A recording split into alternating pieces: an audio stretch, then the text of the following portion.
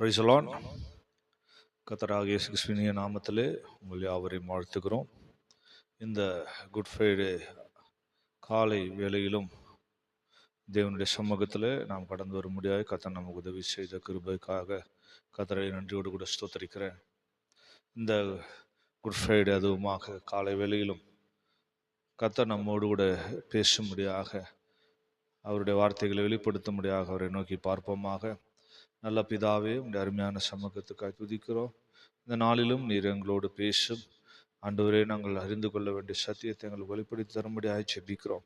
கர்த்தருடைய வார்த்தைகள் வெளிப்படட்டும் சுவாமி. நாங்கள் கேட்டு பலப்பட ஆண்டவரே உடைய சமூகத்தில் எங்களை தாழ்த்தி ஒப்பு கொடுக்க கர்த்தர் உதவி செய்யும்படியாக ஜெபிக்கிறோம். காத்துக்கொள்ளும் மேசின் மூலம் கேட்கிறோம் பிதாவே, ஆமென். பிரியமானவர்களே, இந்த நாளிலும் கூட யோவான் எழுதின சுவிசேஷம் 10ஆம் அதிகாரம் 11ஆம் வசனத்திலிருந்து நாம் தியானிக்க போகிறோம். யோவான் எழுதின சுவிசேஷம் 10ஆம் அதிகாரம் 11ஆம் வசனம். நானே நல்ல மேய்ப்பன், நல்ல மேய்ப்பன் ஆடுகளுக்காக தன் ஜீவனை கொடுக்கிறான். பிரியமானவர்களே, இந்த வசனத்திலே வாசிக்கும் போது ஆண்டவராகிய இயேசு கிறிஸ்து அவர் ஜீவித்த நாட்களிலே சொன்ன வார்த்தையை தான் நாம் இங்கே படிக்கிறோம். நானே நல்ல மேய்ப்பன், நல்ல மேய்ப்பன் ஆடுகளுக்காக தன் ஜீவனை கொடுக்கிறான் என்று பார்க்கிறோம். பிரியமானவர்களே, இந்த நாளை விட உலகம் முழுவதிலும் உள்ள கிறிஸ்துவர்களும் பிற மதத்தினர்களும் விட இயேசு கிறிஸ்து தம்முடைய ஜீவனை கொடுத்த நாள் என்று சொல்லி இந்த நாளை அனுசரிக்கிறது உண்டு. பலரும் இந்த நாளிலே தேவ சமூகத்தில் சென்று ஆராதிப்பது உண்டு. கர்த்தர் ஜீவனை கொடுத்த இந்த நல்ல நாளிலே, கர்த்தர் நமக்காக ஜீவனை கொடுத்த இந்த நல்ல நாளிலே கர்த்தரை தொழுது கொள்ளும்படியாக, அவரை பின்பற்றும்படியாக அவர் இரக்கம் கிருபை பாராட்டியிருக்கிறார். அதற்காக நாம் கர்த்தருக்கு நன்றியுள்ளவர்களாக இருக்க வேண்டும். அநேக மெய்ப்பர்கள் இல்லாவிட்டால் அநேக தலைவர்கள், அநேக நடத்துகிறவர்கள், தீர்க்கதரிசிகள், நியாயாதிபதிகள் தம்முடைய ஜனங்கள் ஆகிய அந்த மந்தைக்கு நடத்தும்படியாக எழும்பினார்கள். மந்தையை நடத்தினார்கள். மந்தைக்கு தேவையான எல்லாவற்றையும் செய்தார்கள். ஆனால் மந்தைக்காக ஜீவனை கொடுக்கிற ஒரு மேய்ப்பனும் எழும்பவில்லை. இயேசு கிறிஸ்து தான் மந்தைக்காக ஜீவனை கொடுக்கிற ஒரு நல்ல மேய்ப்பனாக கடந்து வந்தார்.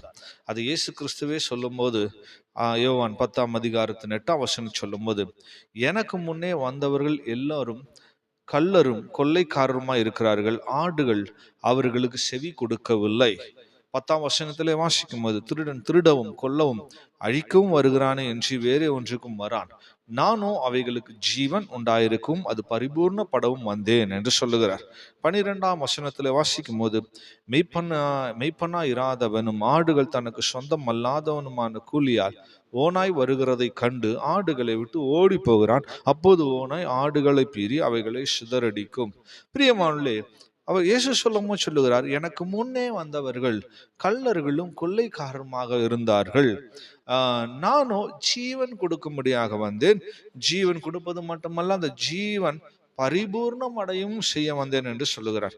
பிரியமானவர்களே, இயேசு கிறிஸ்துவுக்கு முன்பதாக வந்த எத்தனையோ நடத்துகிறவர்கள், மெய்ப்பர்கள், இல்லாவிட்டால் தலைவர்கள், இல்லாவிட்டால் நியாயாதிபதிகள், அவரை போல ஜீவன் கொடுக்கும்படியாக தம்முடைய ஜனங்களுக்காக, தம்முடைய மந்தைக்காக ஜீவனை கொடுக்க வரவில்லை. அவர்கள் வந்த நோக்கத்தை, காரணத்தை நிறைவேற்றி விட்டு சென்று விட்டார்கள். இன்னும் சொல்ல போனால், அந்த ஆடுகளுக்காக சிலர் உத்தரவாதம் பண்ணார்கள், சிலர் தங்களுடைய வாழ்க்கையை செய்து முடித்து விட்டு போய்விட்டார்கள். ஜீவனை கொடுக்கக்கூடியதான, இல்லாவிட்டால் ஜீவனை வைத்து ஜனங்களை தப்புவிக்கக்கூடியவர்களாக யாரும் இல்லை. இயேசு கிறிஸ்து தான் ஒரு நல்ல மெய்ப்பனாக ஜீவனை கொடுக்கிறவராக கடந்து வந்தார். பிரியமானவர்களே, இயேசு கிறிஸ்து ஜீவனை கொடுப்பது மட்டுமல்ல, அந்த ஜீவன் நமக்குள்ள பரிபூர்ணம் அடையும்படி செய்து வருகிறார். ஜீவனை கொடுத்து விட்டு அப்படியே போகவில்லை. அந்த ஜீவன் நாளுக்கு நாள் நமக்குள்ளே அது அதிகரித்து பரிபூரணம் அடையும்படியாக கர்த்தர் உதவி செய்கிறவர் தேவனாக இருக்கிறார்.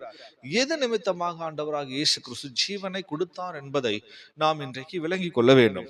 இயேசு ஜீவனை கொடுத்தார், இயேசு சிலுவையில் மரித்தார், இயேசு எனக்காக ரத்தம் சிந்தினார் என்று சொல்லி பலரும் பல திரைப்படங்களை பார்த்து கண்ணீரிடுகிறார்கள், புகைப்படங்களை பார்த்து கண்ணீரிடுகிறார்கள். சபை ஆலயங்களுக்கு சென்று இயேசுவின் பாடுகளை சொல்லும் போது அன்றைக்கு தான் அவர்களுக்கு கண்ணீர் வரும். மற்ற நேரங்கள் அதை பற்றி யோசிப்பதும் இல்லை, கண்ணீர் விடுகிறதும் இல்லை. பிரியமானவர்களே, இயேசு ஏன் மரித்தார், இல்லாவிட்டால் இயேசு ஏன் ஜீவனை கொடுத்தார் என்பதை நாம் விளங்கி கொண்டு அதற்காக ஜீவிக்க வேணும்.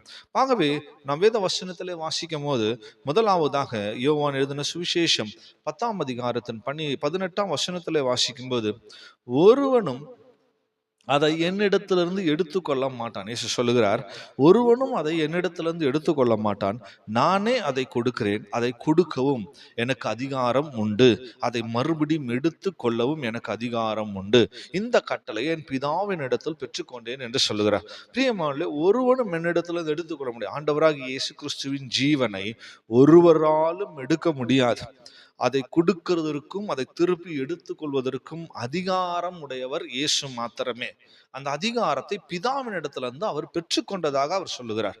பாருங்கள், இன்றைக்கு பலரும் நினைக்கிறதை போல இயேசுவை யாரோ பலவந்தம் பண்ணி அவரை சிலுவையில் அறைந்ததை போல, இல்ல ஜீவனை கொடுக்க வைத்ததை போல எண்ணுகிறார்கள். பிரியமானவர்களே, யாரும் பலவந்தம் பண்ணி அவரை ஜீவனை கொடுக்க வைக்கல, சிலுவையில் அறையல. இல்ல யூதர்களோ இல்ல ரோம சேவர்களோ அவரை கொல்லவில்லை, இல்ல சாத்தான் அவரை கொல்லவில்லை. பிதாவின் இடத்திலிருந்து அதிகாரம் பெற்று அதற்காகவே வந்தார். ஜீவனை கொடுக்கறதுக்குன்னு ஒரு அதிகாரம். பாருங்க, அவ்வளவு விசேஷமான ஒரு அதிகாரம் அது. பிசாசுகளை துரத்தும் அதிகாரம் அவருக்கு இருந்தது. நோய்களை குணமாக்குற, வியாதிகளை சுத்தமாக்குற அதிகாரம் அவருக்கு இருந்தது. இப்படி பலவிதமான அதிகாரம் அவருக்கு இருந்தது. என்ன அதிகாரத்தினால் இதை செய்கிறீர் என்று சொல்லி ஜனங்கள் கூட கேட்டார்கள். பிரியமானவர்களே, இவ்விதமாக அதிகாரமுடைய இயேசுவாக அவர் வெளிப்பட்டார். மத்தேயு 28ஆம் அதிகாரம் 18ஆம் வசனத்துல வாசிக்கும் போது, வானத்திலும் பூமியிலும் சகல அதிகாரமும் எனக்கு கொடுக்கப்பட்டிருக்கிறது என்று சொல்லுகிறார். இவ்விதமாக அதே அதிகாரத்தோடு வந்தவர் தன்னுடைய ஜீவனை கொடுப்பதற்கும் ஒரு அதிகாரம் உடையவராக இருந்தார். இந்த அதிகாரத்தின் நிமித்தமாகவே அவர் தம்முடைய ஜீவனை கொடுத்தார். இதை நாம் விளங்கிக் கொள்ள வேணும். இயேசுவின் ஜீவனை யாரும் பறிக்கவில்லை, இயேசுவின் ஜீவனை யாரும் எடுக்கவில்லை. இல்ல பலவந்தத்தினாலே அவர் ஜீவனை கொடுத்தார் என்று இல்லை, இல்லாவிட்டால் ரோமர்களால் இல்ல யூதர்களால் அவர் ஜீவன் பறிக்கப்பட்டது என்றல்ல, பிசாசு அவருடைய ஜீவனை எடுத்தான் என்றல்ல. இன்னைக்கு பலரும் அவ்விதமாக எண்ணுகிறது உண்டு. அதனால்தான் ஏசியா தீர்க்க தரிசனத்தில் 53ஆம் அதிகாரம் 4ஆம் வசனத்தில் தீர்க்கதரிசி சொல்லும் போது, மெய்யாகவே அவர் நம்முடைய பாவங்களை ஏற்றுக்கொண்டு நம்முடைய துக்கங்களை சுமந்தார், நாமோ அவர் தேவனால் அடிபட்டு வாதிக்கப்பட்டு சிறுமைப்பட்டவர் என்று எண்ணினோம் என்று சொல்லுகிறார். நம்ம நினைச்சுக்கிட்டு தேவனால் அவர் அடிபட்டார், வாதிக்கப்பட்டார், சிறுமைப்பட்டவர் ஆனார், சிலுவையில மரித்தார் என்று எண்ணிக்கொண்டிருக்கிறோம். பிரியமானவர்களே, அவருக்கு இருந்த அதிகாரத்தின் நிமித்தம் அவர் ஜீவன் கொடுத்தார். அதை நாம் ஒருபோதும் மறந்து விடக்கூடாது. இரண்டாவதாக நாம் வேதத்திலே படிக்கும் போது யோவான் 10ஆம் அதிகாரம் 17ஆம் வசனத்திலே வாசிக்கும் போது, நான் என் ஜீவனை மறுபடியும் அடைந்து கொள்ளும்படிக்கு அதை கொடுக்கிறபடினால் பிதா என்னில் அன்பா இருக்கிறார் என்று சொல்றார். இங்க இயேசு சொல்ல, என் ஜீவனை மறுபடியும் அடைந்து கொள்ளும்படிக்கு அதை கொடுத்தார். ஜீவனை கொடுக்கும் போது மறுபடியும் அது திரும்பி கிடைக்கும், மறுபடியும் அந்த ஜீவனை நான் திரும்பி பெற்றுக்கொள்வேன் என்கிற ஒரு நிச்சயம், ஒரு நம்பிக்கை அவருக்குள்ள இருந்தது, ஒரு தெளிவு அவருக்கு இருந்தது. ஜீவனை கொடுப்பதினால் அது திரும்பி கிடைக்கும். ஆகவேதான் ஜீவனை கொடுத்து 3ஆம் நாளிலே உயிர் தெழுந்தார், மரணத்தை ஜெயமாய் விழுங்கினார் என்பது நம்ம யாவருக்கும் தெரியும். பிரியமானவர்களே, ஆகவே அவர் ஜீவனை கொடுத்ததுடைய நோக்கம் அதை திரும்பி அடைவேன் என்கிறதான அந்த நம்பிக்கை, திரும்பி பெற்றுக்கொள்வேன் என்கிறதான ஒரு நிச்சயம். ஆகவே ஜீவனை கொடுக்கிற விஷயத்துல பாருங்கள், இயேசு சொல்றார் 12ஆம் அதிகாரம் யோவான் 12:25 வாசிக்கும் போது, இந்த உலகத்தில் தன் ஜீவனை வெறுக்கிறவன் எவனோ அவன் அதை நித்திய ஜீவ காலமை காத்து கொள்கிறான் என்று சொல்லி பார்க்கிறோம். ஜீவனை வெறுப்பது கொடுப்பதன் மூலமாக நித்திய ஜீவ காலமாக அந்த ஜீவனை நாம் பெற்றுக்கொள்ளுகிறோம், காத்து கொள்ளுகிறோம். ஆகவே ஜீவனை கொடுக்கும் போது ஜீவன் பரிபூர்ணம் அடையும், ஜீவனை கொடுக்கும் போது ஜீவனை திரும்பி நாம் பெறுகிறோம். இயேசு இந்த நம்பிக்கை உடையவராக இருந்தபடினால் அவர் தம்முடைய ஜீவனை கொடுத்தார். பிரியமானவர்களே, அது மாத்திரமல்ல, அங்கே வாசிக்கும் போது பிதா என்னில் அதனாலே அன்பா இருக்கிறார். சோ பிதா நேசிக்கிறார், இந்த விஷயத்துல பிதா அன்பா இருக்கிறார், இந்த விஷயத்துக்கு பிதாவுக்கு பிடித்ததா இருக்கிறது. ஆகவே ஜீவனை கொடுக்கக்கூடியவராக இருந்தார். சோ பிதாவுக்கு பிரியமானதையே எப்போதும் செய்கிறவராக இயேசு இருந்தபடினால் ஜீவனை கொடுப்பதும் பிதாவுக்கு ஏற்றதாக இருந்தபடினால் அதை கொடுத்தார். அதான் ஏசியா தீர்க்க தரிசனம் 53ஆம் அதிகாரம் 10ஆம் வசனத்துல வாசிக்கும் போது, கர்த்தரோ அவரை நொறுக்க சுத்தமாகி இங்க பார்க்கிறோம், கர்த்தரோ அவரை நொறுக்க சித்தமாகி அவரை பாடுகளுக்கு உட்படுத்தினார். அவருடைய ஆத்மா தன்னை குற்ற நிவாரண பலியாக ஒப்பு கொடுக்கும் போது அவர் தமது சந்ததியை கண்டு நீடித்த நாளாய் இருப்பார். கர்த்தருக்கு சித்தமானது அவர் கையினாலே வாய்க்கும். தேவனுக்கு சித்தமானதை இயேசு கிறிஸ்துவின் கையினாலே வாய்க்கும் என்று பார்க்கிறோம். பிதாவின் சித்தத்தை செய்யணும்னு சொன்னா இயேசு கிறிஸ்து தவிர ஒருத்தரை செய்ய முடியாது. இப்ப பிதாவின் சித்தத்தை இயேசு கிறிஸ்துவின் கையினாலே, இல்லாவிட்டால் இயேசு கிறிஸ்துவினாலே வாய்க்க செய்யும்படியாக அவர் ஜீவனை கொடுக்க வேண்டியது அவசியமாக இருந்தது. பிரியமானே, இரண்டாவதாக இயேசு ஜீவனை கொடுத்ததுக்கு காரணம் பிதாவுக்கு அது சித்தம், பிதாவுக்கு அது பிரியம். அது நிமித்தமாக கொடுத்தார். அது மாத்திரமல்ல, கொடுக்கிற ஜீவனை மறுபடியும் பெற்றுக்கொள்ள வேணும் முடியும் என்கிறதான் நிச்சயம் அவருக்குள்ள இருந்த அப்படினால் தைரியமாக கொடுத்தார். மூன்றாவதாக யோவான் எழுதின சுவிசேஷம் 10:15 வாசிக்கும் போது, நான் என்னுடையவைகளை அறிந்தும் என்னுடையவைகளால் அறியப்பட்டும் இருக்கிறேன், ஆடுகளுக்காக என் ஜீவனை கொடுக்கிறேன் என்று இயேசு சொல்லுகிறார். இயேசு கொடுத்ததின் நோக்கம், என்னுடையவைகளை அறிந்தும் என்னுடையவைகளால் அறியப்பட்டும் இருக்கிறேன். ஆடுகளை குறித்த அறிவு அவருக்கு இருந்தது. அதே போல ஆடுகளும் அவரை அறிந்து கொள்ளும் என்று சொல்லுகிறார். ஆகவே ஆடுகளை பற்றின அறிவு அவருக்கு இருந்தபடினால் அவர் ஜீவனை கொடுத்தார். என்ன அறிவு அவருக்கு இருந்தது என்பதை ஏசாயா 53 தீர்க்கதரிசி சொல்லும் போது தெளிவாய் சொல்லுகிறார். 4 வாசிக்கும் போது, மெய்யாகவே அவர் நம்முடைய பாடுகளை ஏற்றுக்கொண்டார். பிரியமானவர்களே, மந்தையை குறித்து இல்லாவிட்டால் ஆடுகளின் பாடுகளை அவர் அறிந்திருந்தார். அவர் அவர் ஆடுகளை அறிந்திருந்தார் என்று வாசிக்கிறோம். என்னுடையவைகளை அறிந்தும். ஆடுகளை குறித்த அறிவு என்ன அறிவு? ஆடுகளுக்கு இருக்கிற பாடுகளை பற்றின அவருக்கு அறிவு இருந்தது. ஆடுகள் எவ்விதமாக பாடுபடுகிறது. தேவனுடைய பிள்ளைகள், ஆடுகள் என்று சொல்லுகிறவர்கள் தேவனுடைய ஜனங்களா இருக்கிறார்கள். இந்த தேவ ஜனங்களின் பாடுகளை அறிந்திருந்தார். பிரியமான தேவனுடைய பிள்ளை, நீ படுகிற பாடுகளை அவர் அறிந்திருக்கிறார். உன்னுடைய குடும்ப வாழ்க்கையிலே உனக்கு இருக்கிற பாடுகள் அவருக்கு தெரியும். உன்னுடைய வேலை ஸ்தலங்களில் நீ படுகிற பாடுகள் அவர் தெரியும். ஊழியத்து நிமித்த நீ படுகிற பாடுகளை அவர் அறிந்திருக்கிறார். ஆகவே அந்த பாடுகளை அறிந்தபடினால் அதை ஏற்றுக்கொள்ளும்படி ஜீவனை கொடுத்தார். இரண்டாவது, அங்க வாசிக்கிற நம்முடைய துக்கங்களை அவர் சுமந்தார். இப்போ துக்கங்களை சுமக்கும்படி அந்த ஜீவனை அவர் கொடுக்கிறார். சிலுவை ஏற்றுக்கொண்டார். பிரியமானே, நம்முடைய துக்கங்கள் அவருக்கு தெரியும். பிரியமானே, உன்னுடைய வாழ்க்கையில் எத்தனையோ விதமான துக்கங்களின் வழியாக நீ போய் கொண்டிருக்கலாம். ஆகவே நீ படுகிற துக்கங்களை அறிந்த தேவனாக இருந்தபடினால் தான் இயேசு கிறிஸ்து தம்முடைய ஜீவனை கொடுத்தார். உன் துக்கங்களை சுமக்கும்படியாக ஜீவனை கொடுத்தார். ஆகவே எதை நிமித்தமாக நீ துக்கப்படுகிறாயோ அதை தேவன் ஜீவனை கொடுத்தது நிமித்தமாக அவர் தன்மேல் சுமந்து கொண்டார். நீ சுமக்க வேண்டிய அவசியம் இல்லை என்பதை விளங்கிக் கொள்ள வேணும். ஏசாயா 53:5 வாசிக்கும் போது, நம்முடைய மீறுதல்கள் நிமித்தம் அவர் காயப்பட்டார். நம்முடைய மீறுதல்களை அவர் அறிந்திருந்தார். எத்தனையோ காரியங்கள் தேவன் நமக்கு சொல்லுகிறார், இப்படி செய்ய வேண்டும், இப்படி செய்யக்கூடாது. எத்தனையோ விஷயங்களை நம்ம மீறி நடக்கிறோம். ஸோ நம்முடைய மீறுதல்களை கூட அவர் அறிந்திருக்கிறார். ஆகவே இந்த ஜனங்கள் எப்படியோ விதத்தில் ஏதோ சூழ்நிலைகளில் என்னுடைய வார்த்தையை மீறுகிறார்கள், என் கட்டளையை மீறுகிறார்கள், என் பிரமாணத்தை மீறுகிறார்கள். ஆகவே அந்த மீறுதலையும் அவர் அறிந்தபடினால அதற்காக கூட அவர் காயப்படுகிறார். அந்த மீறுதலின் வாழ்க்கையை மாற்றும்படியாக. அது மட்டுமல்ல, நம்முடைய அக்கிரமங்கள் நிமித்தம் அவர் நொறுக்க என்று வாசிக்கிறோம். பிரியமானே, நம்முடைய அக்கிரமங்களையும் அவர் அறிந்திருக்கிறார். என் ஆடுகளை நான் அறிந்திருக்கிறேன். நம்முடைய வாழ்க்கையில் வரக்கூடிய அக்கிரமங்கள், நம்முடைய வாழ்க்கையில் வரக்கூடிய பாவங்கள், நம்முடைய வாழ்க்கையில் வரக்கூடியதான தேவனுக்கு பிரியமில்லாத காரியங்களை அவர் அறிந்தபடினால் அதற்காக கூட தம்முடைய ஜீவனை கொடுத்து அக்கிரமங்களிலிருந்து நம்மை விடுதலை ஆக்கி இருக்கிறார், நம்மை மீட்டெடுத்திருக்கிறார். ஆகவே அதை நாம் சுமக்க வேண்டிய அவசியம் இல்லை. அங்கே வாசிக்கிற நமக்கு சமாதானத்தை உண்டு பண்ணும் ஆக்கினே அவர் மேல் வந்ததான். பிரியமானே, நமக்குள்ளே நம்முடைய தனிப்பட்ட வாழ்க்கைக்குள்ளே சமாதானத்தை உண்டு பண்ணும்படியாக அவர் தம்முடைய ஜீவனை கொடுத்தார். பிரிவினைகளாய் இருந்த நாம், வேறுபட்டதான நாம் சமாதானத்தை அடையும்படிக்கு இரு தரத்தாரையும் ஒன்றாக்கும்படியாக அவர் ஜீவனை கொடுத்தார். பிரியமானவர்களே, ஆகவே உன் வாழ்க்கையில சமாதானம் இல்லாமல், சந்தோஷம் இல்லாமல், ஐக்கியம் இல்லாமல், ஒரு மனம் இல்லாமல் இருக்கிறாயா?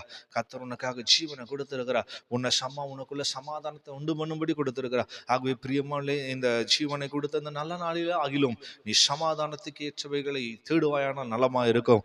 ஆகவே இங்கே வாசிக்கும் போது அவருடைய தழும்புகளால் குணமானோம் என்று படிக்கிறோம். பிரியமானவர்களே, நம்முடைய வியாதிகளை விட அவர் அறிந்திருக்கிறார், நம்முடைய நோய்களை அறிந்திருக்கிறார். ஆகவே அதிலிருந்து குணமாக்கும்படியாக அவர் ஜீவனை கொடுத்தார்.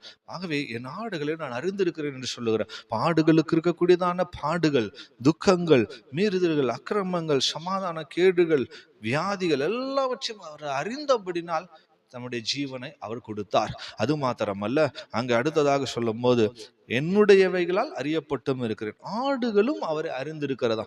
எப்படி என்று வாசிக்கும் போது 1 யோவான் 3 16 வசனத்துல வாசிக்கும் போது அவர் தம்முடைய ஜீவனை நமக்காக கொடுத்ததினாலே அன்பு என்னதென்று அறிந்திருக்கிறோம்.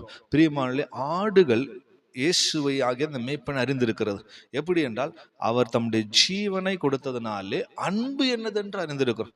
இயேசு கிறிஸ்துவின் ஜீவன் எதுக்காக கொடுத்தார் என்றால், அந்த அன்பை நாம் அறிய வேணும். அவர் நம்மேல் வைத்திருக்கிறதான அந்த அன்பை, அவர் நம்மேல் வைத்திருக்கிறதான அந்த நேசத்தை, அந்த பாசத்தை உணர்ந்து கொள்ளும்படியாக, அறிந்து கொள்ளும்படியாக தேவன் தம்முடைய ஜீவனை கொடுத்தார். என் ஆடுகளை நான் அறிந்திருக்கிறேன், என் ஆடுகள் என்னை அறிந்திருக்கிறோம் என்று சொல்லுகிறார். பிரியமானவர்களே, எத்தனை பேர் ஆண்டவராகிய இயேசு கிறிஸ்துவின் அன்பை உணர்கிறோம், அறிந்து கொண்டவர்களாக ஜீவிக்கிறோம். இந்த நல்ல நாளிலே எத்தனை பேர் அவர் பட்ட பாடுகளுக்காக வேதனைப்பட்டு கொண்டிருக்கிறோம், இல்லாவிட்டால் என் நிமித்தம் அவர் பட்டார் என்று சொல்லி அந்த அன்பை எத்தனை பேர் உணர்ந்து கொண்டிருக்கிறோம். பிரியமானவர்களே, அந்த அன்பை உணரும்படியாக, அதை அறிந்து கொள்ளும்படியாக அவர் ஜீவனை கொடுத்தார். அதனால்தான் யோவான் 3:16 வாசிக்கும் போது, தேவன் தம்முடைய ஒரே பேரான குமாரனை விசுவாசிக்கிறவன் எவனோ அவன் கெட்டு போகாமல் நித்திய ஜீவனை அடையும்படிக்கு அவரை தந்தருளி இவ்வளவாய் உலகத்தில் அன்பு கூர்ந்தார் என்று படிக்கிறோம்.